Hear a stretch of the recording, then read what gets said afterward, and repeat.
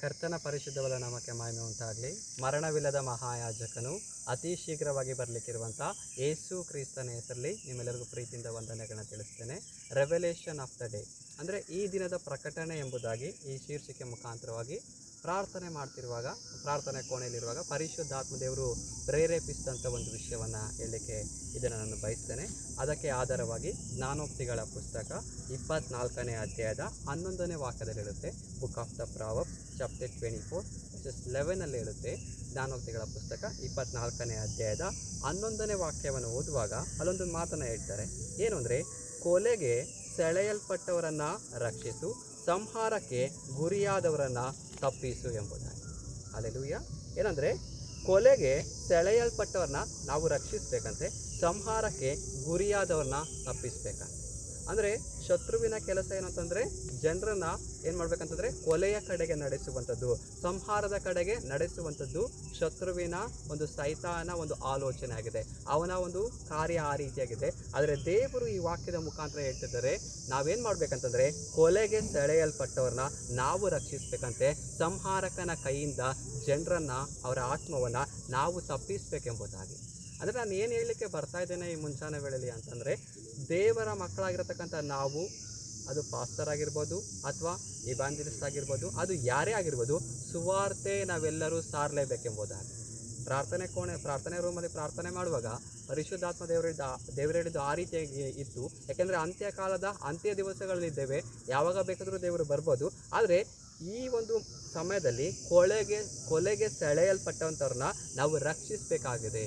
ನಾವು ವಾಸ ಮಾಡ್ತಕ್ಕಂಥ ಸ್ಥಳದಲ್ಲಿ, ನಮ್ಮ ಅಕ್ಕಪಕ್ಕದಲ್ಲಿ ಎಷ್ಟೋ ಜನ ಏನಾಗಿದ್ದಾರೆ ಅಂತಂದರೆ ದೇವರ ಬಗ್ಗೆ, ಸತ್ಯವಾದ ದೇವರ ಬಗ್ಗೆ ತಿಳ್ಕೊಂಡಿಲ್ಲ, ಆ ರೀತಿಯಾಗಿ ಜೀವಿಸುವಂಥವರಾಗಿದ್ದಾರೆ. ಆದರೆ ಎಷ್ಟಾಗುತ್ತೋ ಅಷ್ಟು ಜನರು ನಾವೇನು ಮಾಡಬೇಕಂದ್ರೆ ಕೊಲೆಗೆ ಸೆಳೆಯಲ್ಪಟ್ಟವ್ರನ್ನ ನಾವು ತಪ್ಪಿಸಬೇಕು, ನಾವು ರಕ್ಷಿಸಬೇಕು, ಸಂಹಾರಕ್ಕೆ ಗುರಿಯಾದವ್ರನ್ನ ನಾವು ಬಿಡುಗಡೆ ಮಾಡಬೇಕೆಂಬುದಾಗಿ ಈ ವಾಕ್ಯದ ಮುಖಾಂತರ ದೇವರು ಹೇಳುವಂಥವರಾಗಿದ್ದಾರೆ.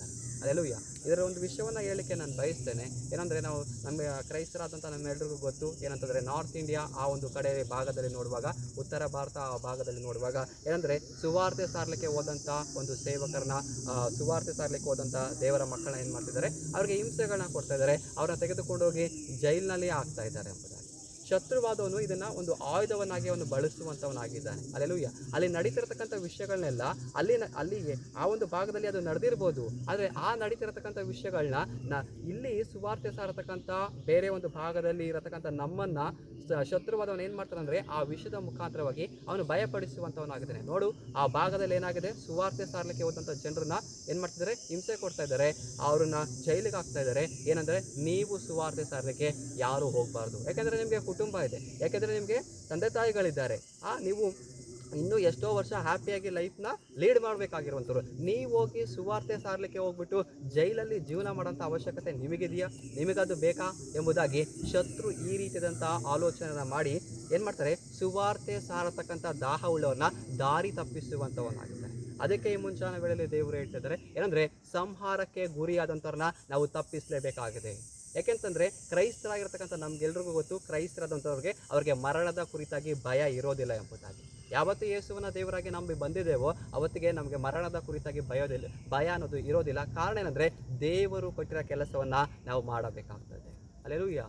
ದೇವರ ಕೆಲಸವನ್ನು ಭೂಮಿಯಲ್ಲಿದ್ದು ಯೇಸು ಸ್ವಾಮಿಯವರು ಮಾಡ್ತಾ ಇರುವಂಥ ಸಮಯದಲ್ಲಿ ಒಂದು ರಾಜನಿಂದ ಯೇಸು ಸ್ವಾಮಿಗೆ ಒಂದು ಎಚ್ಚರಿಕೆ ಬರುತ್ತೆ. ಹೇರೋದನೆಂಬತಕ್ಕಂಥ ರಾಜನಿಂದ ಯೇಸು ಸ್ವಾಮಿಯವ್ರಿಗೊಂದು ಎಚ್ಚರಿಕೆ ಬರುತ್ತೆ. ಏನು ಅಂತಂದರೆ, ನೀನು ಈ ಸ್ಥಳವನ್ನು ಬಿಟ್ಟು ಹೋಗಬೇಕು, ನೀನು ಈ ಸ್ಥಳವನ್ನು ಬಿಟ್ಟು ಹೋಗದೇ ಇದ್ದರೆ ಏನಾಗುತ್ತೆ ಅಂತಂದರೆ ನಾನು ನಿನ್ನನ್ನು ಕೊಲ್ತೇನೆ ಎಂಬುದಾಗಿ ಒಂದು ಎಚ್ಚರಿಕೆ ಯೇಸು ಸ್ವಾಮಿಯವರಿಗೆ ಬರ್ತದೆ. ಆಗ ಯೇಸು ಸ್ವಾಮಿಯವರು ಅಧಿಕಾರಿಯ ಮಾತಿಗೆ ಅವ್ರು ಏನು ಮಾಡಿದ್ರು, ವಿಧೇಯರಾದರು. ಅಧಿಕಾರಿ ಹೇಳಿದಾಗೆ ಆ ಸ್ಥಳವನ್ನು ಬಿಟ್ಟು, ಸುವಾರ್ತೆ ಹೇಳೋದನ್ನು ಬಿಟ್ಟು, ದೇವರ ರಾಜ್ಯದ ಕೆಲಸವನ್ನು ಬಿಟ್ಟು ಅವರು ಹೋದ್ರು ಅಂತ ಅಲ್ಲ ಸತ್ಯವೇದ ಬರೆಯುವಂಥದ್ದು. ದೇವರು ಹೇಳ್ತಾರೆ, ನಾನು ಇದೇ ಸ್ಥಳದಲ್ಲಿರ್ತೀನಿ, ನಾನು ದೆವ್ವಗಳನ್ನ ಬಿಡಿಸ್ತೀನಿ, ನಾನು ರೋಗಿಗಳನ್ನ ಸ್ವಸ್ಥತೆ ಮಾಡ್ತೀನಿ, ದೇವರ ರಾಜ್ಯದ ಸುವಾರ್ತೆನ ಹೇಳ್ತೀನಿ ಎಂಬುದಾಗಿ ನೀವು ಹೋಗಿ ಆ ನರಿಗೆ ಹೇಳಿರಿ ಎಂಬುದಾಗಿ. ಅಂದರೆ ಸೈತಾನಾದವನು ಯೇಸು ಸ್ವಾಮಿಯವರು ಮಾಡ್ತಿರುವಂಥ ದೇವರ ರಾಜ್ಯದ ಕೆಲಸವನ್ನು ಅವರು ಮಾಡ್ತಾ ಇರುವಾಗ ಅದಕ್ಕೆ ಅಡ್ಡಿಪಡಿಸಬೇಕೆಂಬುದಾಗಿ ರಾಜನ ಮುಖಾಂತರವಾಗಿ ಸೈತಾನು ಕ್ರಿಯೆ ಮಾಡುವಾಗ ಅದು ದೇವಾದಿ ದೇವರಿಗೆ ಗೊತ್ತಾಯಿತು. ಅವ್ರೇನು ಮಾಡ್ತಾರೆ ಅಂತಂದರೆ ಅದಕ್ಕೆ ಸರಿಯಾದಂಥ ಉತ್ತರವನ್ನು ಅವರು ಕೊಡುವಂಥವರಾಗಿದ್ದಾರೆ. ಇವತ್ತು ಅದನ್ನೇ ಆಲೋಚನೆ ಮಾಡಬೇಕು. ಯಾವುದೋ ಒಂದು ಭಾಗದಲ್ಲಿ ಏನೋ ನಡೀತಾ ಇದೆ, ಅದು ಕರ್ನಾಟಕದಲ್ಲೂ ನಡೀತಾ ಇರ್ಬೋದು, ತಮಿಳ್ನಾಡಲ್ಲೂ ನಡೀತಾ ಇರ್ಬೋದು, ಸೌತ್ ಇಂಡಿಯಾದಲ್ಲೂ ಆಗಿರ್ಬೋದು, ನಾರ್ತ್ ಇಂಡಿಯಾದಲ್ಲೂ ಆಗಿರ್ಬೋದು, ಎಲ್ಲಿ ಬೇಕಾದರೂ ಸಮಸ್ಯೆಗಳು ನಡೀತಾ ಇರ್ಬೋದು. ಆದರೆ ನಮಗೆ ಕೊಟ್ಟಲ್ಪಟ್ಟಿರುವಂಥದ್ದು ದೇವರ ರಾಜ್ಯದ ಸುವಾರ್ತೆ ಸಾರಲೇಬೇಕೆಂಬುದಾಗಿ. ಅದು ನಮ್ಮ ಮೇಲೆ ಬಿದ್ದಿರತಕ್ಕಂಥ ಒಂದು ಭಾರವಾಗಿದೆ. ನಾವು ಅದನ್ನು ಮಾಡಲೇಬೇಕು.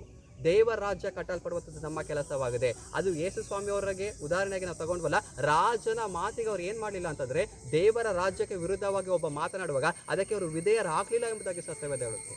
ಬೈಬಲಿಂದ ಇನ್ನೊಂದು ಉದಾಹರಣೆ ನೋಡೋದಾದ್ರೆ, ಗಿದ್ಯೋನ ಜೀವಿತದಲ್ಲಿ ನಡೀತದೆ. ಅವನೇನು ಮಾಡ್ತಾನೆ, ಮಿದ್ಯಾನ್ಯರು ಇಸ್ರೇಲರಿಗೆ ವಿರುದ್ಧವಾಗಿ ಅವರು ಯುದ್ಧಕ್ಕೆ ಬಂದಾಗ ಹಿಂಸೆನ ಪಡಿಸುವಂಥ ಸಮಯದಲ್ಲಿ ಅವನು ಹೋಗ್ಬಿಟ್ಟು ಏನು ಮಾಡ್ತಾನೆ, ಗೋಧಿಯನ್ನು ಬಡಿಯತಕ್ಕಂಥ ಕಾರಣದಲ್ಲಿ ಹೋಗ್ಬಿಟ್ಟು ದ್ರಾಕ್ಷಿನ ಇದನ್ನು ಮಾಡ್ತಾ ಇರ್ತಾನೆ ಎಂಬುದಾಗಿ. ಅಲ್ಲೆಲೂಯ್ಯ.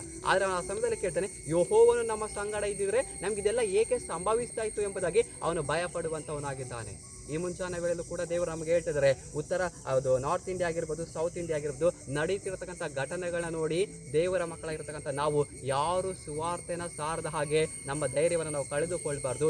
ದೇವರ ರಾಜ್ಯದ ಸುವಾರ್ತೆನ ಸಾರುವಂಥದ್ದು ನಮ್ಮೆಲ್ಲರಿಗೆ ಕೊಡಲ್ಪಟ್ಟಂಥ ಕೆಲಸ ಆಗಿದೆ. ಅದನ್ನು ಧೈರ್ಯದಿಂದ ನಾವು ಮುಂದೆ ಹೋಗಿ ನಾವು ಅದನ್ನು ಸಾರುವಾಗ ದೇವರ ರಾಜ್ಯ ಕಟ್ಟಲ್ಪಡ್ತದೆ. ದೇವರು ನಮಗೆ ಸಹಾಯ ಮಾಡ್ತಾರೆ ಎಂಬುದಾಗಿ. ನಾವು ಮಾಡ್ತಿರುವಂಥದ್ದು ದೇವರ ರಾಜ್ಯದ ಕೆಲಸ ಆಗಿರೋ ಕಾರಣ ಶತ್ರುವಾದನು ನಡೀತಿರತಕ್ಕಂಥ ಪರಿಸ್ಥಿತಿಗಳನ್ನ ತೋರಿಸಿ, ನಡೀತಿರತಕ್ಕಂಥ ಘಟನೆಗಳನ್ನ ತೋರಿಸಿ ಅವನು ಭಯಪಡಿಸಲಿಕ್ಕೆ ಬರ್ತಾನೆ.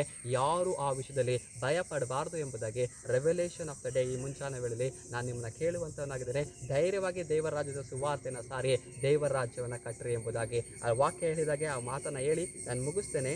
ಏನಂದರೆ ಜ್ಞಾನೋಕ್ತಿಗಳ ಪುಸ್ತಕ 24ನೇ ಅಧ್ಯಾಯದ 11ನೇ ವಾಕ್ಯ, ಕೊಲೆಗೆ ಸೆಳೆಯಲ್ಪಟ್ಟವರನ್ನು ರಕ್ಷಿಸು, ಸಂಹಾರಕ್ಕೆ ಗುರಿಯಾದವರನ್ನ ತಪ್ಪಿಸು ಎಂಬುದಾಗಿ. ಅಲ್ಲೆಲೂಯ್ಯ. ಅನೇಕ ಮಕ್ಕಳು ಕೊಲೆಗೆ ಸೆಳೆಯಲ್ಪಟ್ಟಂಥವರಾಗಿದ್ದಾರೆ, ಸಂಹಾರದ ಒಂದು ಮಾರ್ಗದಲ್ಲಿ ಹೋಗುವಂಥವರಾಗಿದ್ದಾರೆ. ಅವರೆಲ್ಲರನ್ನ ತಪ್ಪಿಸುವಂಥದ್ದು ನಮ್ಮ ಕರ್ತವ್ಯ ಆಗಿದೆ. ಸುವಾರ್ತೆನ ಖಂಡಿತವಾಗಿಯೂ ಸಾರಲೇಬೇಕು. ಆ ಸುವಾರ್ತೆನ ಸಾರಿ ಎಂಬುದಾಗಿ ಈ ಮುಂಚಾನೆ ವೇಳೆ ನಾನು ಹೇಳುವಂಥವನಾಗಿದ್ದೇನೆ. ದೇವರು ತಾನೇ ನಿಮ್ಮೆಲ್ಲರನ್ನ ಆಶೀರ್ವಾದ ಮಾಡಲಿ. God bless you. Thank you.